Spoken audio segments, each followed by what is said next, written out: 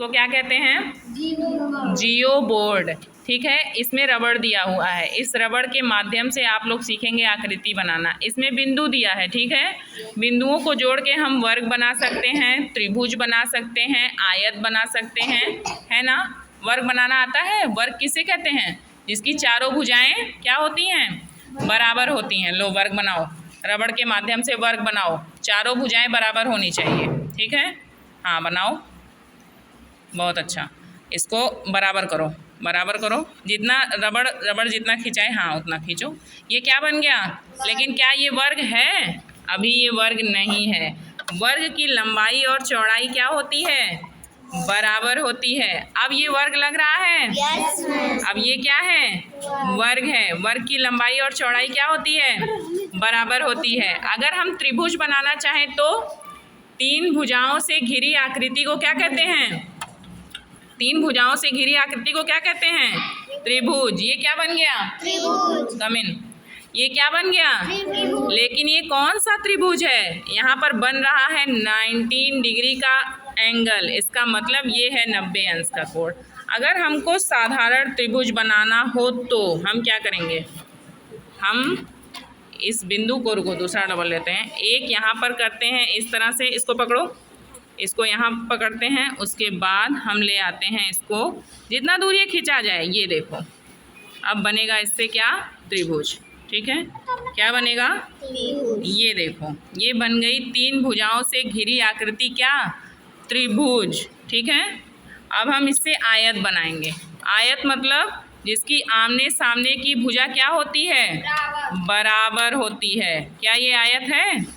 अभी ये आयत नहीं है। अभी ये तो वर्ग बन गया। अब इसको खींचो, इसको खींचो, हाँ उसको खींचो, हाँ बस लगाओ, लगाओ।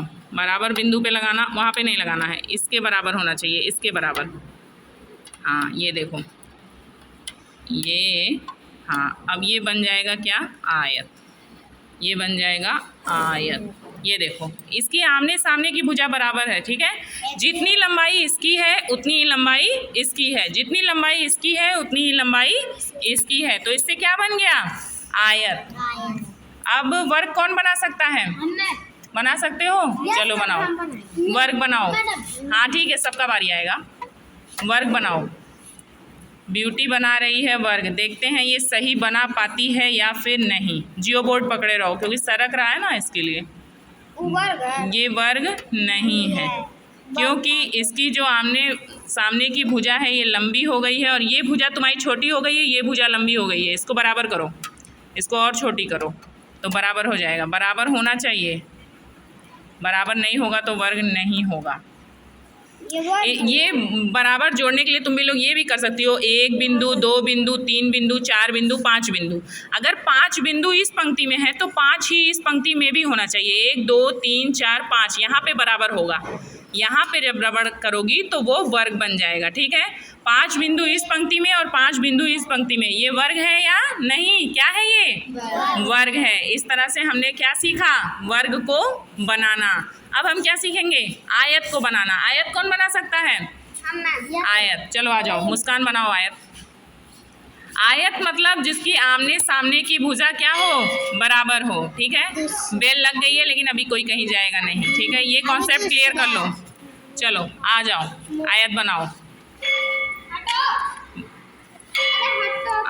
चलो बनाओ, देखते हैं मुस्कान आयत बना पाती है या नहीं। बिंदु को भी तुम लोग देख सकती हो, आमने सामने की भुजा बराबर है। इसका मतलब है कि आमने सामने की जितने बिंदु आमने सामने होंगे वही कहलाएगा क्या? आयत। देखते हैं ये आयत बना पाती है ये नहीं। ये बनाई है वर्ग, ये आयत अभी नहीं बनाई है। ये वर्ग है, ये आयत नहीं है। एक, दो, तीन, चार, पाँच, एक, दो, तीन, चार, पाँच, ये जो चारों भुजाएं बराबर हैं तो ये वर्ग हो गया। अब इसको यहाँ पे ले आओ, तुम इस रबड़ को यहाँ पे ले आओ, तब बनेगा ये आयत। अब गिनो, बिंदु को गिनो अपने हाथ से। 5, 5 यहाँ भी होगा और 5 यहाँ भी होगा। आमने सामने की भुजा क्या है? बराबर है। और 1, 2, 3, 4, 5, 6, 7, 7 यहाँ भी है और 7 यहाँ भी है। आमने सामने की भुजा क्या है? बराबर। इससे हमने क्या समझा कि आयत की आमने सामने की भुजा बराबर होती है और वर्ग की चारों भुजाएं बराबर होती है, दोनों में यही अंतर है। ठीक, अब त्रिभुज बनाओ। रुक जाओ, सबकी बारी आएगी।